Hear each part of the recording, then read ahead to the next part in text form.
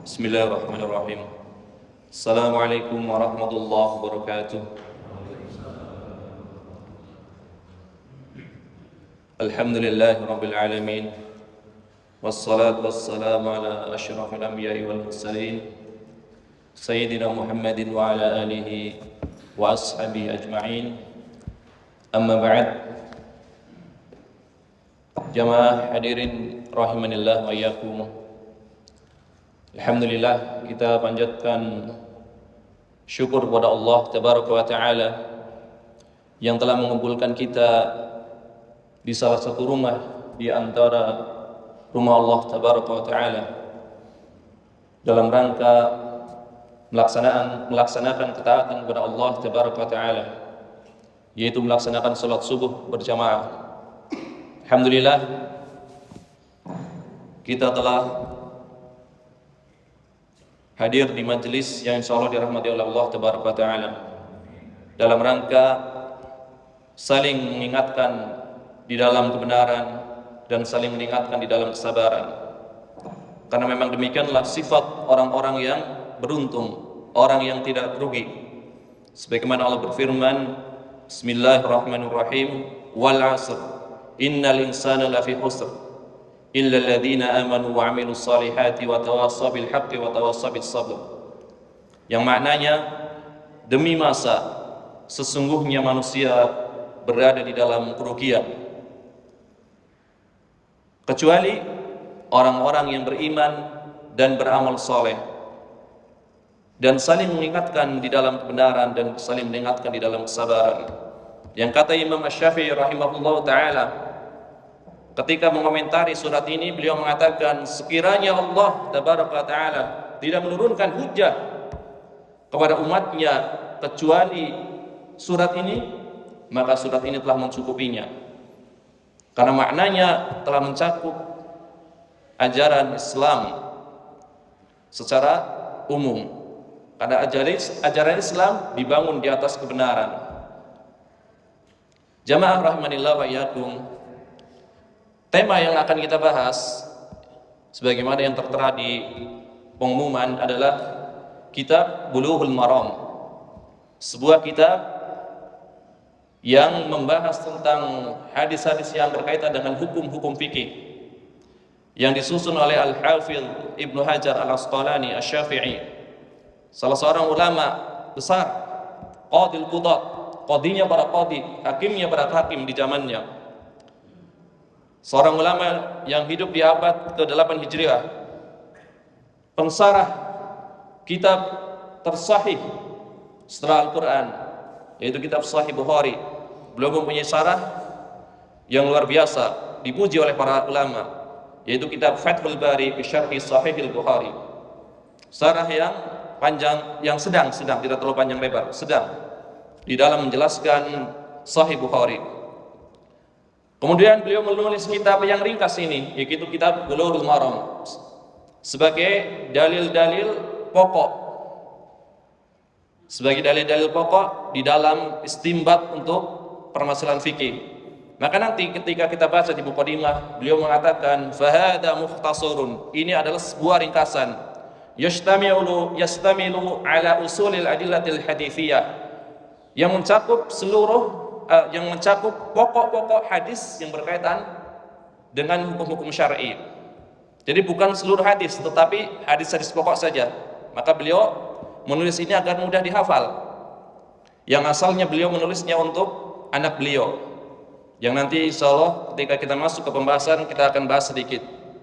Akan tetapi sebelum kita masuk ke pembahasan kitab Bulughul Maram, ada beberapa muqaddimah yang hendaknya kita ketahui, yaitu yang berkaitan dengan menuntut ilmu, ya, baik keutamaannya, adab-adabnya dan seterusnya yang berkaitan dengan ilmu.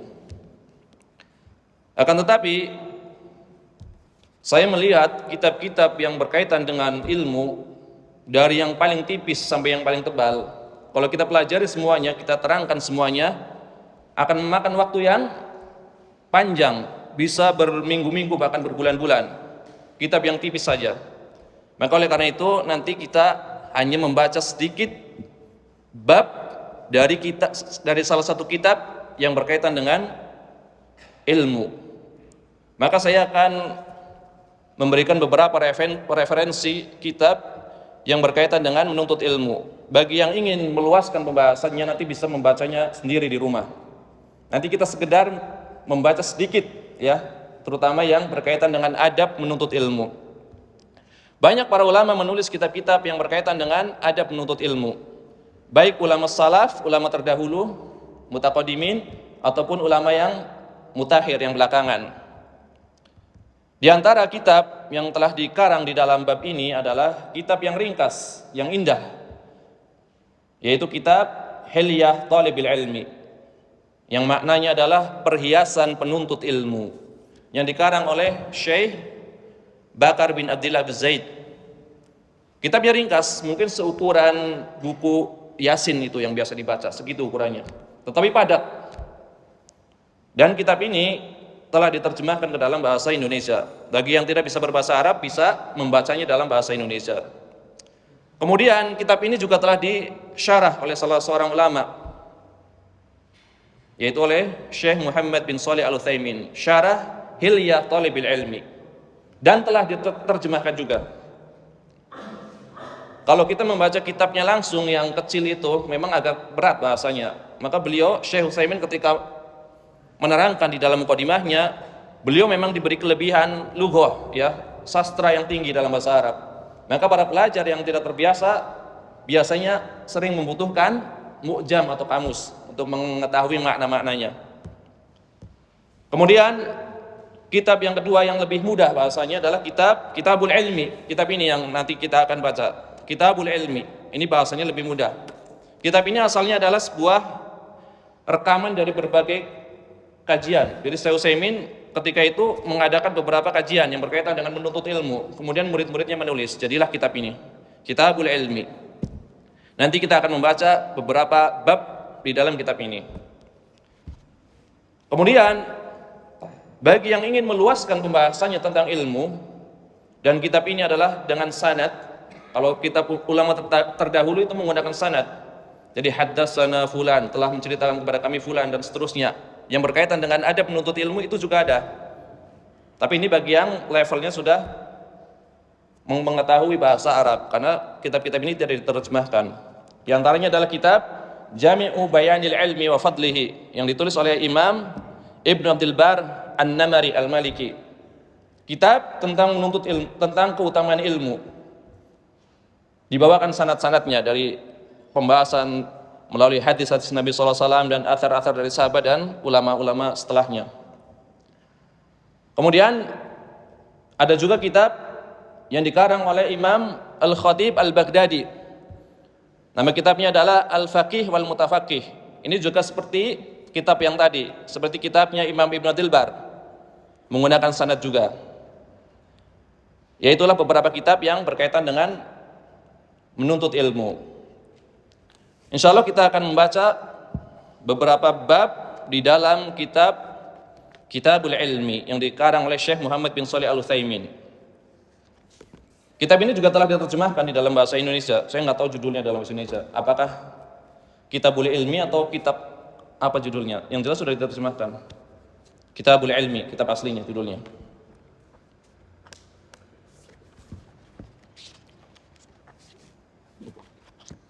Kita baca dari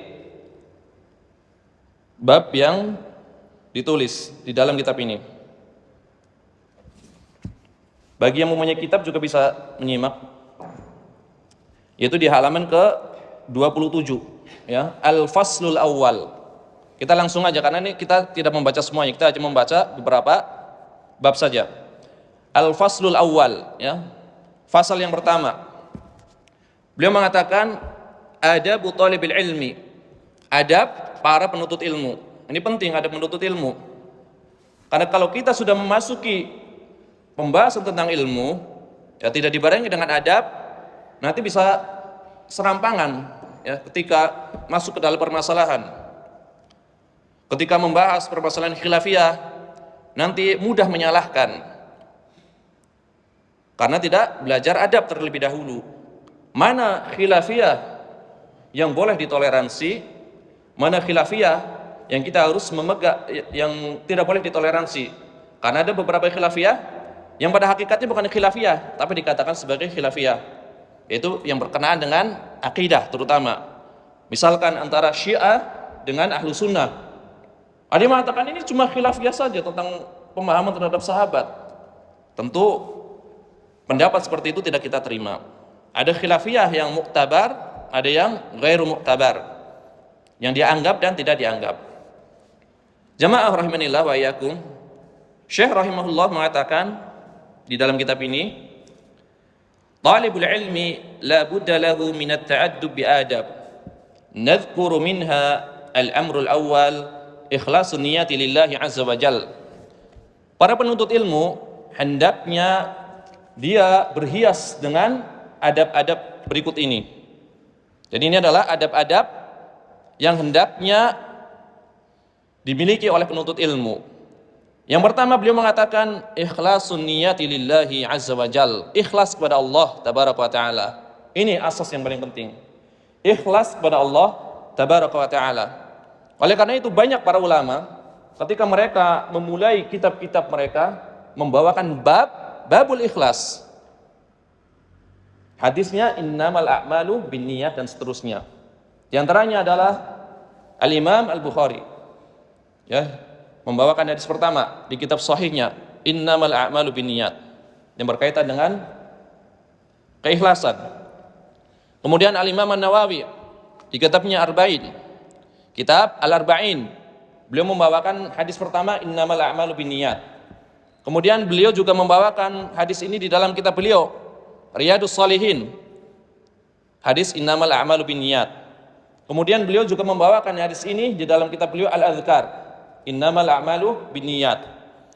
Kemudian beliau juga membawakan hadis ini di dalam kitab beliau Muqaddimah Al-Majmu' Syarhul Muhadzab, membawakan hadis innamal a'malu binniyat. Dan ulama yang lain seperti Imam Al-Hafidh Abdul Ghani Al-Maqdisi Al-Hambali, beliau memulai kitabnya Umdatul Ahkam dengan hadis innamal a'malu binniyat.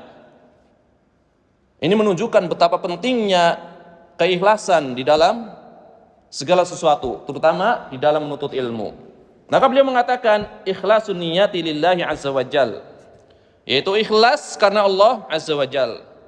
Beliau mengatakan bi an yakuna qasduhu bi talabil ilmi wajhallahi wad darul akhirah, yaitu seorang penuntut ilmu memaksudkan atau meniatkan di dalam menuntut ilmu dia mengharapkan wajah Allah dan negeri akhirat. Nah, kalau berfirman fa'lam annahu la ilaha illallah wastaghfir li dzambik. Perhatikan, Allah berfirman fa'lam, ketahuilah. Artinya apa? Berilmu dulu. Pengetahuan adalah ilmu. Annahu la ilaha illallah. Mengetahui apa? La ilaha illallah, yang maknanya adalah la ma'buda haqqun illallah. Sebagian mengatakan la ma'buda bihaqqin illallah. Tapi yang lebih tepat adalah la ma'buda haqqun illallah.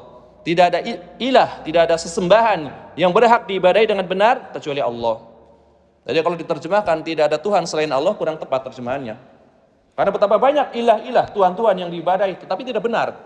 Orang-orang musyrik menyembah Al-Lat, Al-Uzza, Al-Manat, ilah-ilah sebutannya, sesembahan, tetapi tidak benar. Yang benar adalah hanya Allah. Maka la ilaha illallah maknanya adalah la ma'buda bihaqqin atau la ma'buda haqqun illallah. Tidak ada Tuhan yang berhak diibadahi dengan benar kecuali Allah. Ini mengilmui. Setelah mengilmui apa?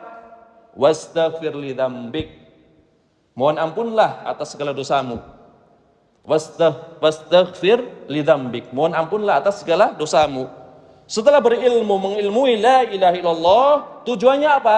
Diampuni dosa. Berarti tujuannya akhirat. Kenapa? Karena sebab orang masuk surga diantaranya adalah diampuni dosanya. Allah mengampuni dosanya, maka dia akan masuk surga. Maka tujuan di dalam menuntut ilmu adalah mengharapkan wajah Allah dan negeri akhirat. Ini adalah salah satu dalilnya. Di dalam sebuah hadis Nabi mengatakan tentang ancaman bagi orang-orang yang tidak ikhlas dalam menuntut ilmu.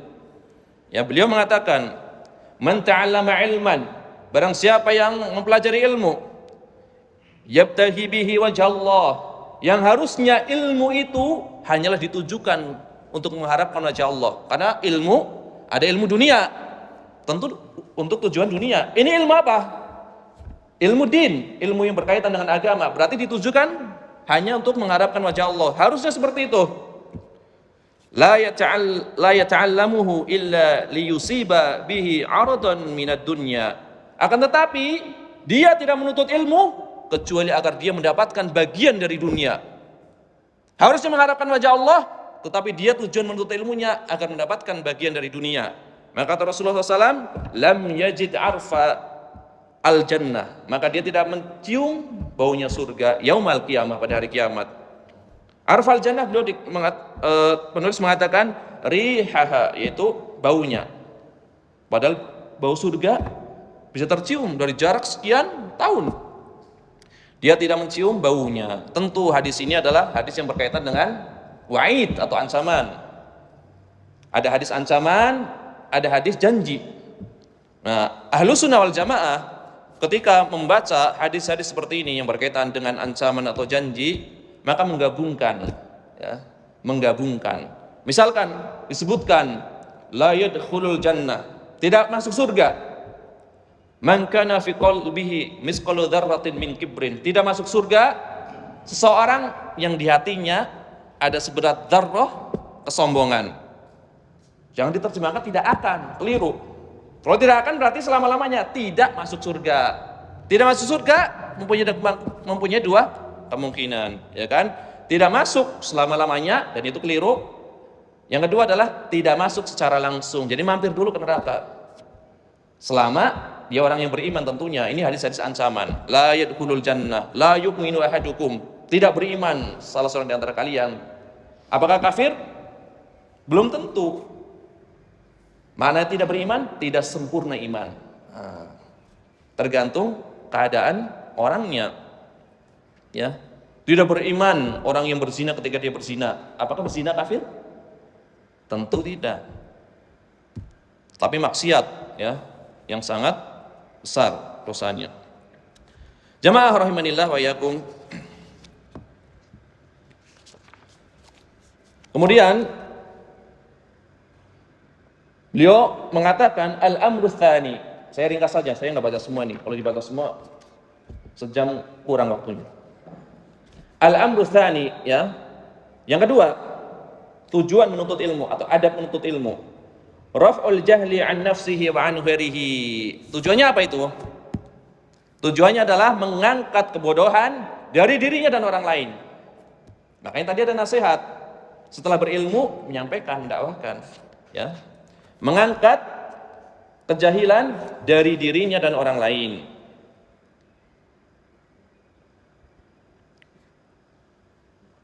Di antara dalilnya beliau bawakan di kitab ini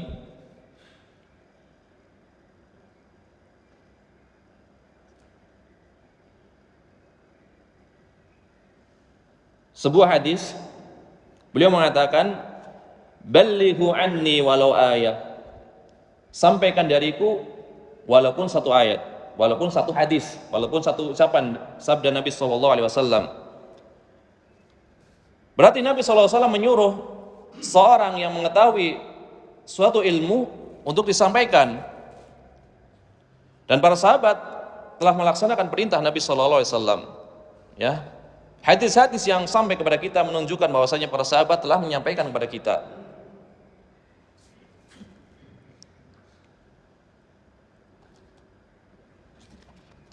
Kemudian beliau mengatakan, mengomentari hadis ini, ballighu anni walau ayat, sampaikan dariku walaupun satu ayat, li'annaka idza 'allamta rajulan ilman, karena sesungguhnya apabila engkau mengajarkan ilmu kepada seorang laki-laki, kepada seseorang, wa 'allamahu rajulan akhar, kemudian seorang tersebut mengajarkan kepada orang lain, sara laka ajru rajulain, maka engkau mendapatkan dua pahala dari dua orang laki-laki, dua orang tersebut.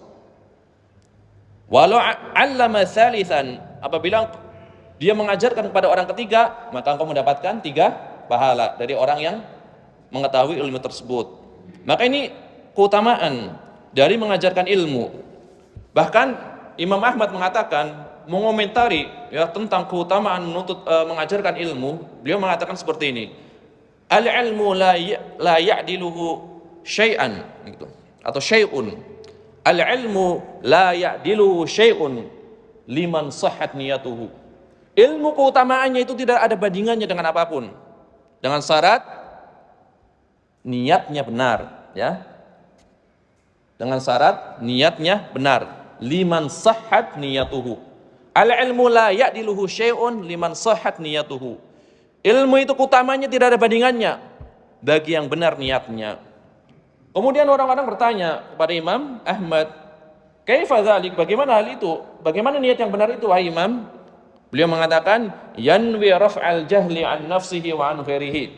Dia meniatkan di dalam menuntut ilmu mengangkat kebodohan dari dirinya dan orang lain. Inilah niat yang benar menurut Al-Imam Ahmad Ibnu Hanbal rahimahullahu ta'ala.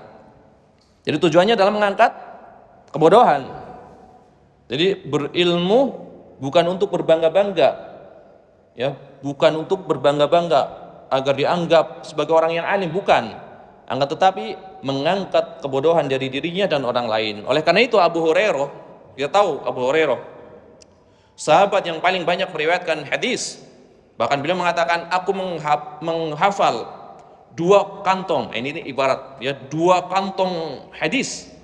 1 kantong saya sebarkan, 1 kantong saya simpan. Kalau saya sebarkan maka leher saya sudah putus. Nah, berarti hadis-hadis tentang fitnah. Adapun yang disebarkan adalah hadis-hadis yang berkaitan dengan syariat yang pasti dibutuhkan oleh umat. Abu Hurairah, beliau mengatakan, sekiranya tidak ada perintah untuk menyampaikan hadis, sekiranya tidak ada ancaman bagi orang yang menyembunyikan ilmu, maka saya tidak akan menyampaikan hadis. Kenapa? Karena pada dasarnya hadis atau ilmu yang saya dapatkan adalah untuk diri saya sendiri, untuk saya amalkan. Tapi karena ada ancaman, ya, barang siapa ditanya tentang suatu ilmu, ya, kemudian dia menyembunyikannya, maka dia akan diikat dengan tali kekang dari api neraka. Maka beliau takut, maka beliau sampaikan. Demikian juga Mu'adz bin Jabal, ya, yang pernah dibonceng oleh Nabi SAW. Yang Nabi bertanya, ya Mu'adz, hal tadri ma haqqullah 'alal ibad wa haqqul ibad 'ala Allah? Apakah engkau mengetahui hak Allah yang wajib dipenuhi oleh seorang hamba dan hak hamba yang pasti akan dipenuhi oleh Allah? Kemudian Mu'adz mengatakan, qultu, kata Mu'adz, Allahu wa rasuluhu a'lam. Allah dan Rasulnya yang lebih mengetahui. Kemudian haqqullah 'alal ibad, kata Nabi SAW, hak Allah yang wajib dipenuhi seorang hamba, an ya'buduhu wa la yusyriku bihi syai'a, bahwasanya hamba itu menyembah Allah, beribadah kepada Allah tanpa menyekutukan sesuatu pun dengannya. Kemudian hak hamba yang pasti akan dipenuhi oleh Allah, bahwasanya Allah, kata Nabi SAW, an la yu'adziba man lam yusyriku bihi syai'a, Allah tidak akan mengazab orang yang tidak menyekutukan Allah dengan sesuatu pun. Kata Mu'adz, ya Rasulullah, afala ubashirun nas? Apakah aku sampaikan hadis ini kepada manusia? Kata Nabi SAW, la tubashirhum fayattakilu. Jangan kau sampaikan hadis itu kepada manusia, sehingga nanti mereka hanya bersandar dengan hadis ini aja. Yang penting saya bertauhid, yang penting saya tidak syirik. Maksiat nggak masalah, yang penting asal tidak syirik, maka tidak akan disiksa. An la yu'adziba man la yusyriku bi syai'a. Maka Mu'adz pun tidak langsung menyampaikan hadis ini. Kemudian setelah tauhid dirasa di kalangan sahabat atau di kalangan manusia ketika itu sudah kuat, maka barulah Mu'adz menyampaikan, khawatir ya terkena ancaman menyembunyikan ilmu. Maka para ulama berdalil dengan hadis ini, faidah yang diambil dari hadis ini diantaranya bolehnya menyembunyikan sebagian ilmu apabila ada maslahatnya, karena ada kekhawatiran tadi akan salah paham, bersandar dengan tauhid. Maka kita dapati banyaknya kisah, ya, orang yang belajar tauhid kemudian didapati setelah itu dia melakukan kemaksiatan, semisal minum minuman keras. Dia belajar tauhid, habis itu dia minum minuman keras. Ketika dia tegur, kenapa kau minum minuman keras? Jawabannya apa? Yang penting kan saya tidak syirik. Yang penting saya bertauhid. Jadi mengandalkan tauhid. Padahal ada beberapa perbuatan, ya, amalan yang bisa mengurangi kesempurnaan tauhid. Di antaranya adalah perbuatan maksiat. Bahkan bisa menjerumuskan seorang ke dalam neraka, walaupun tanpa sadar. Walaupun tanpa sadar, dengan ucapan, dengan olok-olokan, perbuatan-perbuatan, dia bertauhid, mengakui Allah satu-satunya yang disembah, tapi ucapannya adalah ucapan kufur misalkan, atau mengolok-olok tentang syariat, maka dia jatuh kepada kekufuran walaupun dia tanpa sadar. Maka ini penting. Ya, perkara-perkara seperti ini dibahas di bab akidah, ya, nawaqidul Islam, pembatal-pembatal keislaman. Kembali lagi dengan ilmu tentunya. Jamaah rahimanillah wa iyyakum. Yang ketiga, ya, beliau mengatakan di antara adab yang harus dipenuhi oleh para penuntut ilmu, yang ketiga adalah ad-difa'u 'ani syariah. Ya, tujuan menuntut ilmu itu adalah membela syariat. Membela syariat. Beliau mengatakan an yanwiya bi talabil ilmi ad-difa'a 'ani syariah. Seorang penuntut ilmu, dia meniatkan di dalam menuntut ilmu membela syariat. Li'anal kutuba la yumkinu an tudafi'a 'an syariah. Karena apabila ada suatu kitab yang ditulis, tentu kitab ini tidak bisa membela syariat sendiri, kitab tersebut, ya. Ada suatu kitab yang berisi tentang ilmu-ilmu berkaitan dengan syariat, tentu kitab ini tidak bisa membela syariat. Siapa? Maka kata beliau, wala yudafi'u 'ani syari'a illa hamilu syari'ah. Tidak bisa membela syariat kecuali pembawanya, jadi penuntut ilmunya. Di maktabah banyak kitab lengkap dari berbagai disiplin ilmu, kitabnya nggak diapa-apain, tentu tidak bisa membela syariat. Maka pengusung ilmu inilah yang akan menjelaskan. Maka menuntut ilmu membaca kitab, kemudian apa yang ada di kitab disampaikan dalam rangka membela syariat. Ini beliau mengatakan seperti itu.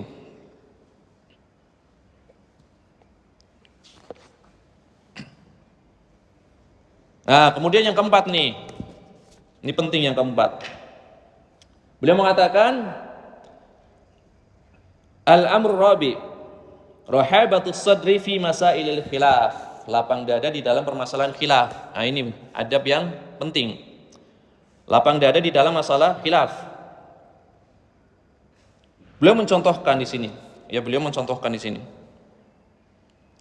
Min dzalika masalan, di antara contohnya yang berkaitan dengan perkara ini, ka'an yaqula ahadun idza rafa'ta min ar-ruku' fala tadha' yadaka al-yumna 'ala al-yusra. Kata beliau, misalkan di dalam permasalahan khilaf seseorang berkata kepada temannya, "Wahai fulan, jika engkau mengangkat kepalamu dari ruku dalam salat, maka jangan kamu letakkan tanganmu kembali. Sami Allah liman hamidah. Jangan seperti ini." Misalkan di sini. Bal arsilha ila janbi fahidaik. Akan tetapi luruskan tanganmu seperti ini. Ini beliau membawakan contoh kasus. Fa in lam taf'al fa anta mubtadi. Jika kamu meletakkan seperti ini, maka kamu melakukan kebidahan. Nah, ini adalah permasalahan apa? Permasalahan khilaf. Membedakan suatu permasalahan khilaf. Maka kata beliau, kalimat mubtadi laisat hayyina al nafsi. Kalimat mubtadi, kamu ahlul bid'ah, itu di hati itu nggak enak didengar rasanya. Kata beliau, idza qala li hada sayahdus fi sadri syai'un minal karahah, ya. Jika seorang berkata kepada saya, kata Syekh Utsaimin, engkau seorang mubtadi kalau seperti itu, maka ada sesuatu rasa tidak enak di hati saya, kata Syekh Utsaimin. Karena manusia adalah bashar, kata beliau. Li'annal insan bashar Wa nahnu naqulu hadhil mas'alah fiha sa'ah. Maka kita katakan di dalam permasalahan ini adalah ada keluasan. Harusnya dalam permasalahan ini bukan membid'ahkan. Karena di dalam masalah ini ada keluasan. Maka kita katakan, kata beliau, imma an yad'aha aw yursilaha. Maka seseorang boleh meluruskan, boleh meletakkan. Kata beliau, walihada nassal Imam Ahmad rahimahullah ala annahu yuhayyar baina an yad'a yadahul yumna 'alal yusra wa bainal irsal. Maka nas yang datang, nukilan yang datang dari Imam Ahmad bin Hanbal dalam mazhab Hambali, maka bagaimana posisi tangan ketika i'tidal? Maka kata Imam Ahmad, seseorang boleh memilih meluruskan atau meletakkan. Itu adalah pendapat mu'tamad di dalam mazhab Hambali. Karena ini adalah masalah khilaf. Tidak ada dalil yang tegas tentang permasalahan ini. Beliau mencontohkan seperti itu. Kemudian beliau mentarjih biasa, ya. Biasa beliau mentarjih dalam permasalahan. Di dalam mazhab ada dua pendapat, maka beliau mentarjih biasa. Karena beliau di sini adalah dalam rangka menerangkan mazhab Hambali, maka beliau mentarjih pendapat yang mana yang kuat di antara dua pendapat tersebut di dalam mazhab. Maka beliau memilih pendapat yang meletakkan tangan. Nah, ini adalah pendapat Al-Qadhi Abu Ya'la dari kalangan Hanabilah, atau pendapat Imam Ibnu Hajar Al-Haytami dari kalangan Syafi'iyah. Dan ini adalah pendapat Al-Imam Al-Kasani dari kalangan Hanafiyah, yang beliau punya kitab Bada'ius Sana'i fi Tartibi Syara'i, kitab yang sangat indah menjelaskan mazhab Hanafi, ya, kitab yang dengan kitab itu beliau menikahi putri gurunya, ya, Imam Al-Kasani. Ini luar biasa. Jadi Imam Al-Kasani punya seorang guru, ya, beliau punya kitab Tuhfatul Fuqaha. Kitab Tuhfatul Fuqaha. Kitab Tuhfatul Fuqaha itu kitab matan fikih dalam mazhab Hanafi. Nah, kitab Tuhfatul Fuqaha ini adalah suatu kitab yang menertibkan kitab sebelumnya, yaitu matan Mukhtasar Al-Quduri. Karena biasanya dalam setiap mazhab itu ada kitab matan-matannya, redaksi fikih yang tidak ada dalilnya, karena untuk memudahkan dihafal. Nah, kitab beliau Mukhtasar Quduri itu ditertibkan oleh sang guru. Akhirnya ditulislah kitab Tuhfatul Fuqaha. Maka selama bertahun-tahun tidak ada yang bisa menulis syarah kitab Tuhfatul Fuqaha. Akhirnya Al-Imam Al-Kasani mensyarah kitab gurunya tersebut dengan syarah yang sangat indah. Akhirnya ditulislah kitab, kurang lebih ada 10 jilid, kitab Bada'ius Sana'i fi Tartibi Syara'i. Keindahan karya di dalam menertibkan syariat. Nah, kurang lebih artinya seperti itu. Bada'ius Sana'i fi Tartibi Syara'i. Kemudian gurunya sangat puas dengan kitab tersebut, dan gurunya punya seorang putri. Maka para ulama kemudian mengatakan dia mensyarah kitab gurunya, kemudian mendapatkan putrinya. Dia mendapatkan dua keuntungan sekaligus. Ini adalah Al-Imam Al-Kasani. Jamaah rahimanillah wa yakum. Di pembahasan ini beliau mengatakan seperti ini. Yang lebih sukses sunnah mana? Ini contoh aja. Antum nggak harus ngikutin ini. Ini contoh aja. Contoh saja. Karena kita belum masuk ke pembahasan kitab Bulughul Maram. Ini contoh di kitab ilmu apabila ada perselisihan. Beliau membawakan contoh ya kayak tadi meletakkan tangan setelah rukuk itu sunnah atau bid'ah. Maka beliau mengatakan as-sunnatu an tad'a yadaka al-yumna 'ala al-yusra idza rafa'ta min ar-ruku' kama tad'aha idza kunta qa'iman. Ya, yang sunnah itu apabila engkau berdiri i'tidal adalah meletakkan tanganmu sebagaimana sebelum ruku. Ini kata Syekh Utsaimin seperti itu. Karena Nabi SAW bersabda dalam sebuah hadis yang diriwayatkan oleh Imam Al-Bukhari. Nabi mengatakan kana an-nasu yu'maruna an yada'a ar-rajul yadahul yumna 'ala dira'il yusra fis shalah. Dahulu para sahabat diperintahkan ya, agar seseorang di dalam sholat itu meletakkan tangannya yang kanan di atas tangannya yang kiri di dalam sholat. Nah kata beliau, antum lihat kata beliau, makna di dalam sholat di dalam hadis ini itu apa? Kenapa? Karena tangan itu kan masing-masing ada letaknya. Letaknya sujud di mana tangan? Di lantai. Letaknya duduk di mana? Di paha. Letaknya ruku di mana? Di lutut. Jadi tersisa letaknya berdiri mana? Disedekapkan. Pertanyaannya, sebelum ruku berdiri bukan? Berdiri. Setelah ruku berdiri bukan? Berdiri. Karena sama-sama berdiri maka diletakkan. Dalilnya umum.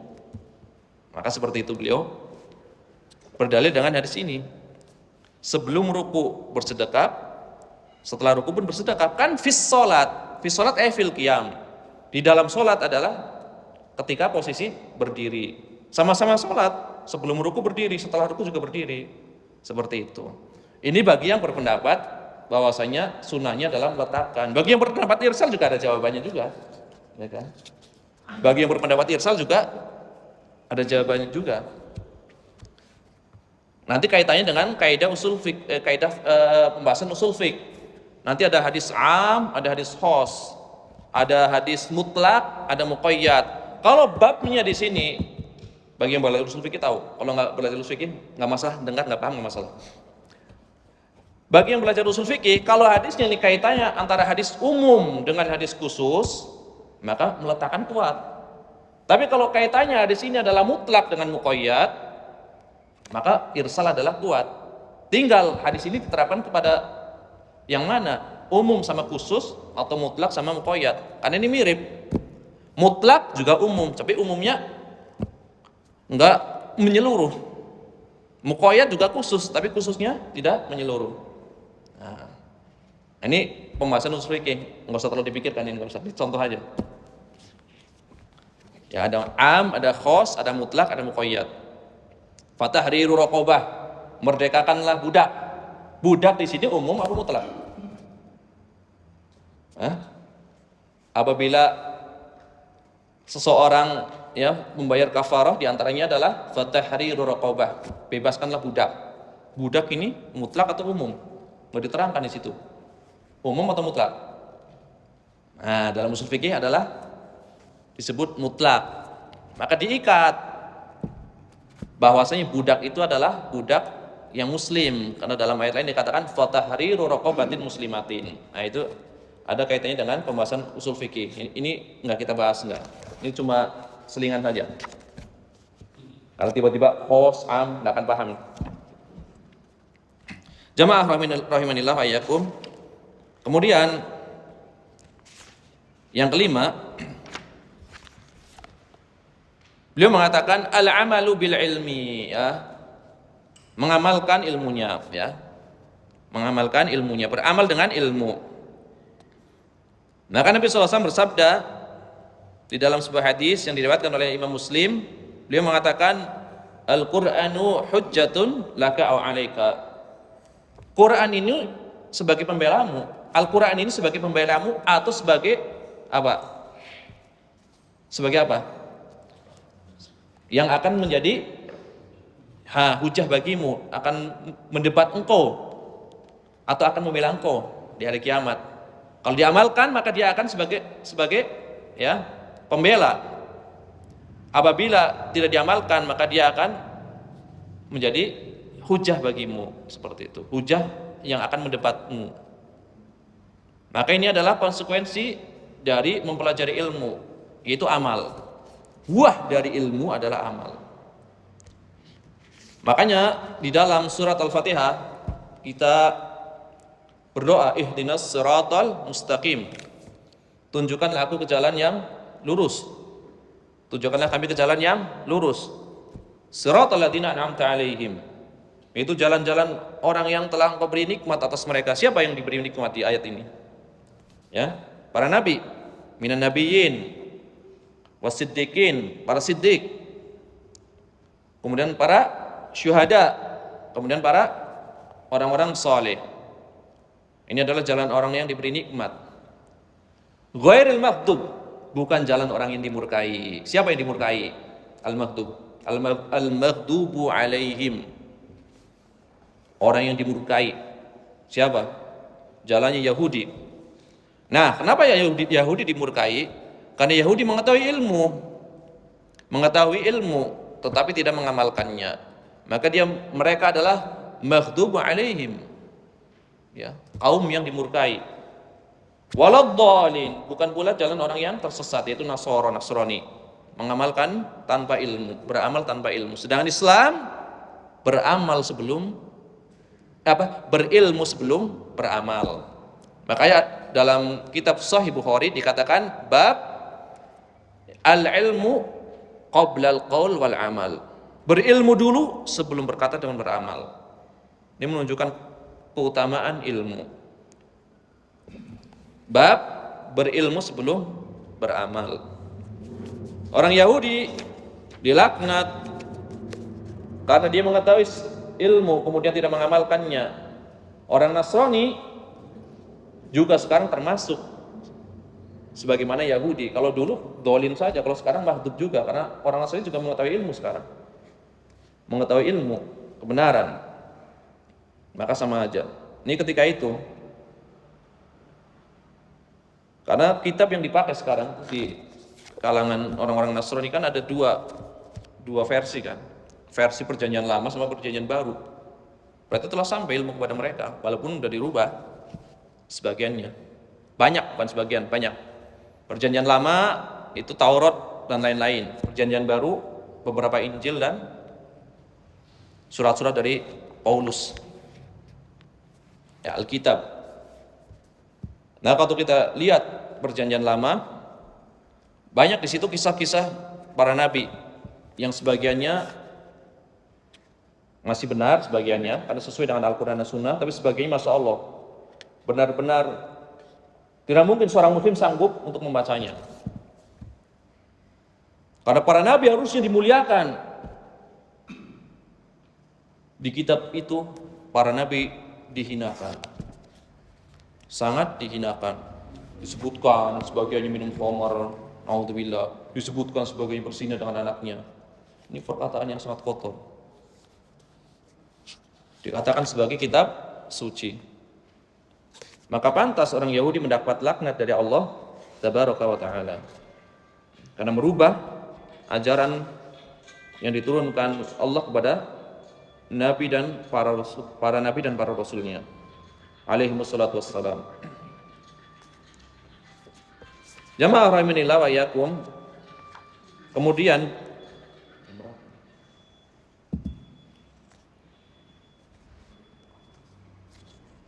yang berikutnya, yang ke-6,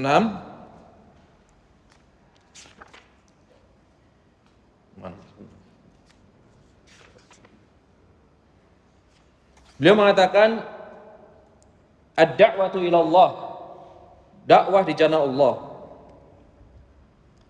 Beliau mengatakan an yakuna da'iyan bi'ilmihi ila Allah azza wa jal, yad'u fi kulli munasabatin fil masajid wa fil majalis wa fil aswaqi wa fi kulli munasabah. Hadha an-nabiyyu sallallahu alaihi wasallam ba'da an ataahu Allahu an-nubuwwah wa risalah ma jalasa fi baitihi bal kana yad'u an-nasa wa yataharraku. Jadi kata beliau, hendaknya seorang yang telah mendapatkan ilmu, dia mendakwahkan ilmunya di jalan Allah, menyeru kepada manusia dalam berbagai kesempatan, di masjid-masjid, di majelis-majelis, di pasar-pasar, dan dalam setiap kesempatan. Oleh karena itu Nabi SAW ketika Allah memberikan nubuah, kenabian dan risalah kerasulan, maka beliau tidaklah duduk di rumahnya kecuali beliau menyeru kepada manusia, dan mendakwahkan agama Allah. Wa ana la uridu min talabatil ilmi, kata Syekh Utsaimin, saya itu enggak ingin, ya, dari penuntut ilmu an yakunu naskhan min kutubin, walakin uridu minhum an yakunu ulama amilin. Saya itu enggak menghendaki para penuntut ilmu jadi penulis doang, Saya tidak menghendaki dari penuntut ilmu cuma bisa nulis doang, tapi hendaknya mereka jadi ulama yang mendakwahkan dan mengamalkan ilmunya. Jadi jangan cuma jadi pencatat aja, kata Syekh Utsaimin. Catat, dakwahkan, amalkan, dakwahkan. Kata Syekh Utsaimin seperti itu. Ini adalah harapan beliau kepada para penuntut ilmu.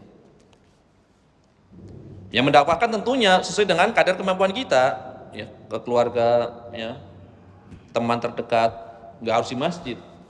Mendakwahkan sesuai dengan kadar kemampuan kita. Kemudian yang ketujuh adalah al-hikmah. Nah, di antara adab yang harus dimiliki oleh penuntut ilmu adalah hikmah.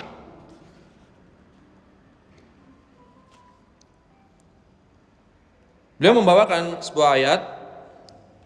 Allah berfirman, "Ud'u ila sabili rabbika bil hikmah wal mau'izatil hasanah." Serulah manusia di jalan Allah dengan hikmah dan nasihat yang indah.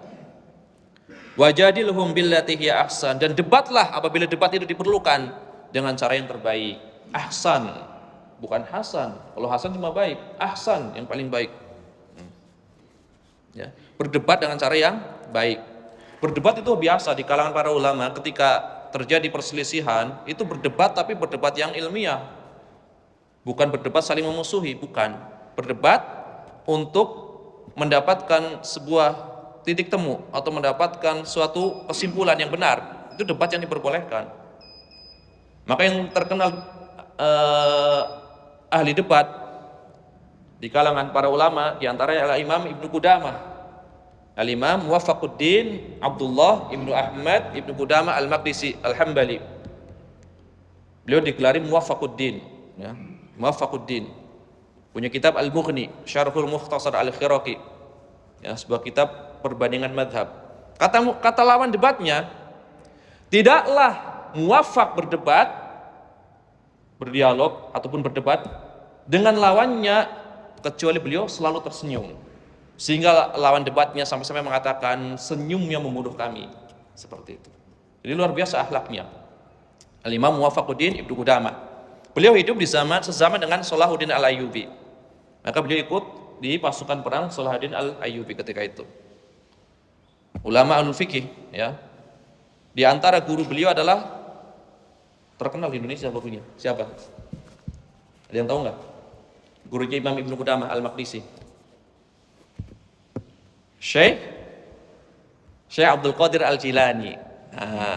Syekh Abdul Qadir Al-Jilani Al-Hambali. Beliau bermadzhab Hambali dalam fikih. Syekh Abdul Qadir Al-Jilani. Tapi populer di Indonesia, ya, Syafi'iyah di Indonesia. Sangat mengenal namanya, mengenal fikihnya, mengenal namanya. Syekh Abdul Qadir Al-Jilani. Nah, beliau adalah salah satu guru dari Muwaffaquddin Imam Ibnu Qudamah. Maka Imam Ibnu Qudamah biasa menuntut ilmu itu dengan anak dari pamannya, dari ibu Khol. Khol itu paman dari ibu. Nah, anak pamannya ini seorang ulama besar, namanya Abdul Ghani Al-Maqdisi. Beliau kemana-mana menuntut ilmu bareng. Yang satu alul hadis, yang satu alul fikih dan usul. Minatnya, ya, dua-duanya alul fikih dan alul hadis. Cuma Imam Abdul Ghani Al-Maqdisi itu lebih senang belajar hadis, sedangkan Imam Ibnu Qudamah lebih senang belajar fikih. Dua-duanya berguru kepada Syekh Abdul Qadir Al-Jilani. Maka beliau membacakan Mukhtasar Al-Khiraqi, ya, sebuah kitab mukhtasar matan di dalam fikih Hambali. Akhirnya dua-duanya menjadi ulama besar. Al-Hafidz Abdul Ghani Al-Maqdisi menulis kitab hadis. Di antaranya adalah Al-Umdah. Yang populer adalah Umdatul Ahkam Sughra, Umdatul Ahkam yang kecil, karena beliau punya Umdatul Ahkam Al-Kubra yang besar. Yang besar nggak populer, yang populer yang kecil, yang hadisnya berisi hadis tentang hukum tapi yang diriwayatkan oleh Bukhari Muslim saja. Bukhari Muslim atau dalam beberapa hadis hanya Muslim saja atau Bukhari. Umdatul Ahkam. Nah, Umdatul Ahkam ini ditulis kata para ulama sebagai dalil dari kitab fikih tadi, Mukhtasar Al-Khiraqi. Maka seluruh bab-babnya itu adalah bab-bab yang sesuai dengan bab-bab yang ada di kitab fikih Hambali. Berbeda dengan kitab Bulughul Maram yang nanti kita bahas. Berbeda dengan kitab Bulughul Maram yang akan kita bahas. Bulughul Maram tidak terikat satu mazhab di dalam bab-babnya. Maka nanti akan kita dapati bab di situ kunut subuh sunnah. Di tempat lain di situ kunut subuh bid'ah. Di tempat lain kunut hanya untuk nazilah. Di satu bab dikatakan Bismillahirrahmanirrahim, sunnahnya dijaharkan. Di tempat lain Bismillahirrahmanirrahim disirkan. Di tempat lain sama sekali nggak baca Bismillah. Nah di kitab Bulughul Maram seperti itu modelnya. Maka Bulughul Maram bisa dipakai oleh seluruh madhab, tapi tentu diterangkan nanti, karena ada hadis-hadis yang secara zahirnya, lahiriahnya bertentangan. Padahal tidak bertentangan. Lahirnya aja bertentangan. Ada sholat jamaah hukumnya sunnah muakkadah di hadis tersebut. Ada sholat jamaah hukumnya fardu kifayah.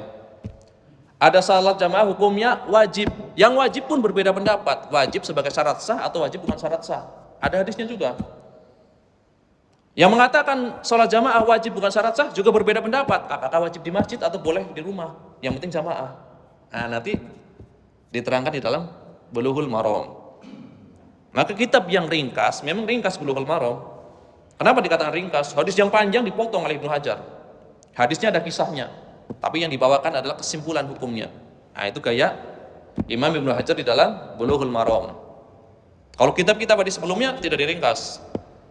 Kitab yang semisal Bulughul Maram itu banyak. Di antaranya adalah kitab Al-Muharrar fil Hadis yang ditulis oleh Imam Ibnu Abdul Hadi Al-Hambali.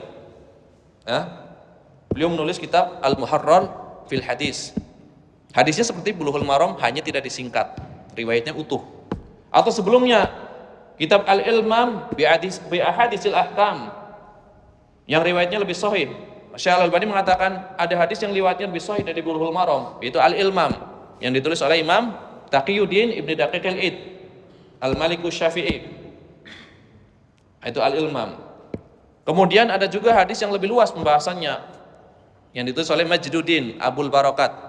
Yang Majduddin Abul Barakat jad kakek dari Syekhul Islam Ibnu Taimiyah. Al Taimiyah menjadi ulama tiga-tiganya, kakek, bapak dan anak. Kalau yang terkenal Hafid, cucu.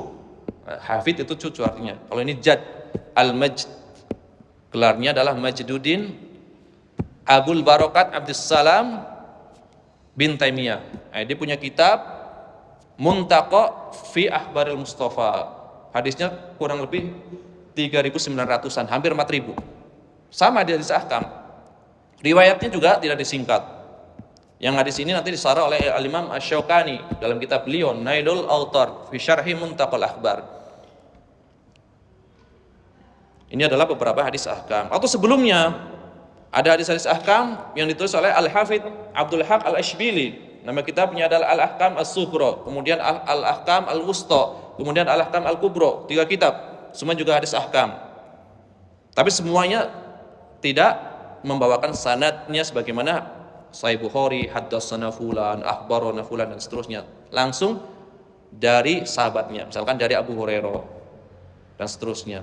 Atau sebelum Bulughul Maram, guru beliau, gurunya Al-Hafidz siapa yang terkenal? Ada yang tahu? Al-Hafidz Ibnu Hajar punya guru dalam ilmu hadis yang terkenal. Al-Hafidz Zainuddin Abdurrahim Al-Iraqi. Ya, yang beliau punya tahrij hadis tentang Ihya Ulumuddin. Jadi hadis-hadis di Ihya Ulumuddin ditahrij oleh beliau. Mana yang sahih, mana yang dhaifnya. Beliau menulis kitab Taqribul Asanid. Taqribul Asanid wa Tartibul Masanid. Kitab hadis ahkam, kurang lebih 1.500 hadis. Beliau tulis kitab ini sebagai hadiah tercinta untuk anaknya, Abu Sur'ah Waliyuddin Al-Iraqi. Maka anaknya pun menghafal hadis tersebut. Hadis, nama kitabnya Taqribul Asanid. Dihafal. Dan anaknya menjadi ulama besar. Kemudian hadis tersebut disarah sendiri oleh beliau, Al-Hafidz Abdurrahim Al-Iraqi, dengan nama kitab Tarhut Tathrib fi Syarhit Taqrib. Tapi tidak selesai, dilanjutkan oleh anaknya. Yang luar biasa, ketika beliau membawakan riwayat para alim, para ulama di Muqaddimahnya, beliau memasukkan anaknya di jajaran para ulama. Di antara biografi anaknya ditulis Al-Hafidz Abu Zur'ah Waliyuddin Al-Iraqi. Jadi anaknya jadi ulama besar. Nah, dari sinilah Imam Ibnu Hajar terinspirasi untuk menulis sebuah kitab hadis. Sebagaimana guru saya punya kitab sebagai hadiah tercinta untuk anaknya, saya pun pengen nulis kitab untuk anak saya biar dihafal. Ditulislah Bulughul Maram, hadiah untuk anaknya. Sayangnya keinginan Ibnu Hajar tidak terpenuhi sebagaimana keinginan Iraqi. Anaknya nggak jadi ulama Ibnu Hajar, hanya menghafal beberapa hadis kemudian nggak menghafal. Anaknya nggak menjadi ulama. Akan tetapi karena niat beliau yang ikhlas, akhirnya anak-anak beliau sepanjang zaman yang menghafal Bulughul Maram. Ya. Al-Hafidz Al-Iraqi terpenuhi keinginannya anaknya menjadi ulama dan menghafal. Tetapi hampir-hampir seorang kalau dikatakan tahu nggak kitab Taqribul Asadid, nggak tahu.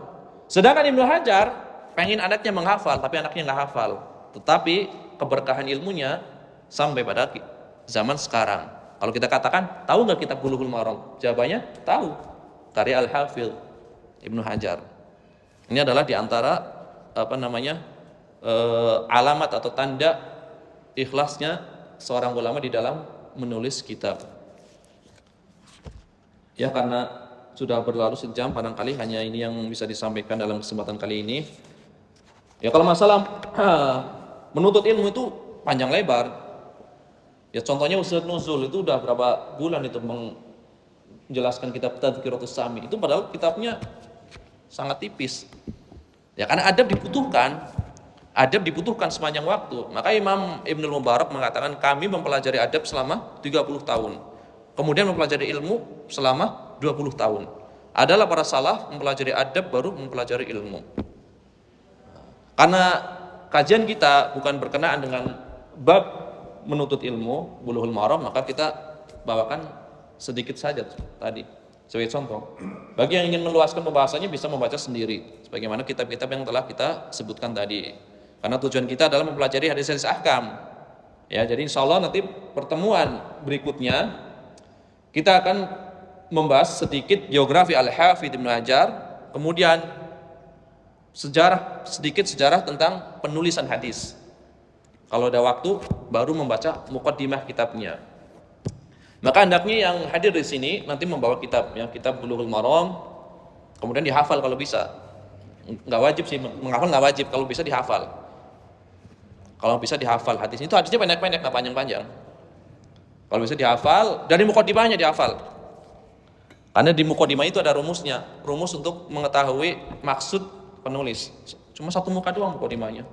Di depan muqaddimahnya dibaca, nanti ada rumus-rumusnya, ya. Maka dikatakan, Ibnu Hajar mengatakan fa hadza mukhtasarun yashtamilu ala usulil adillatil hadisiyah dan seterusnya. Nanti ada rumus-rumusnya. Yang saya maksud imam yang 7 maksudnya ini, yang saya maksud imam yang 6 maksudnya ini, yang saya maksud imam yang 4 maksudnya ini. Nanti ada di muqaddimahnya. Maka afdhalnya adalah dihafal. Karena ilmu itu adalah dihafal, ilmu adalah yang dihafal biar kokoh ilmunya. Kalau tidak dihafal nanti nggak kokoh. Makanya para ulama ketika masih muda kecil itu disuruh menghafal dulu. Hafal Quran, hafal hadis. Walaupun nggak paham, yang penting hafal dulu. Karena kan kalau pemahaman itu ya semakin bertambah dengan bertambahnya usia. Sedangkan hafalan semakin berkurang bertambahnya usia. Seperti itu. Tapi pemahamannya semakin bagus. Maka kayak tadi disebutkan Imam Ibnu Qudamah menghafal Mukhtasar Iraqi. Kemudian Imam Ibnu Muflih menghafal Al-Muqni. Imam Ibnu Abdul Hadi menghafal Al-Muqni. Ya. Imam An-Nawawi menghafal kitab At-Tanbih. Kemudian Imam Nawawi juga menghafal kitab Majmu' Syarhul Muhadzab, tapi baru seperempat kitab, karena tebel Majmu' Syarhul Muhadzab. Seperempat kitab beliau hafal. Majmu' Syarah Muhadzab, dan beliau syarah baru seperempat kitab, beliau meninggal. Al-Majmu' Syarhul Muhadzab, syarah terbaik. Baru sampai awal bab riba. Ya, kitab terakhir beliau, Al-Majmu' Syarhul Muhadzab. Beliau menghafalnya seperempat kitab, beliau pun mensyarahnya seperempat kitab. Jadi luar biasa, ilmu dan amal, Masya Allah. Karena keikhlasannya, ilmu dan amal. Ilmunya sesuai dengan amalnya. Maka kalau kita beli kitab Majmu' Syarh Muhadzab yang jumlahnya 27 jilid, hanya jilid 1 sampai 9 yang dibaca rata-rata. 10, 11 sampai 27 nggak akan dibaca. Karena bukan karya Nawawi, bahasanya udah beda. Hanya jilid 9 saja, 1 sampai 9 saja karya Imam Nawawi. Karena Al-Majmu yang sekarang itu dikarang oleh 3 ulama. Imam Nawawi 1 sampai 9. Meninggal. Kemudian 100 tahun kemudian ditulis oleh Taqiyuddin As-Subki. Baru 2 jilid meninggal. Kemudian jilid berikutnya oleh ulama zaman sekarang ya, Najib Al-Muti'i. Tetapi para ulama hanya mengistimewakan yang jilid 1 sampai 9. Ini keutamaan ilmu dan amal. Pas hafal 1/4, mensarah 1/4, habis itu meninggal. Rahimahullah ta'ala. Ya, barangkali hanya ini yang bisa disampaikan di kesempatan kali ini. Kita memohon kepada Allah, semoga Allah tabaraka wa taala senantiasa memberikan taufiknya kepada kita semua, dan Allah memberikan hidayah kepada kita, hidayah ilmu dan hidayah amal. Ya, kita tutup dengan doa kafaratul majlis. Subhanakallahumma bihamdika asyhadu an la ilaha illa anta astaghfiruka wa atubu ilaik. Wa sallallahu wasallam ala nabiyyina Muhammad wa ala alihi wa sahbihi ajma'in. Assalamualaikum warahmatullahi wabarakatuh.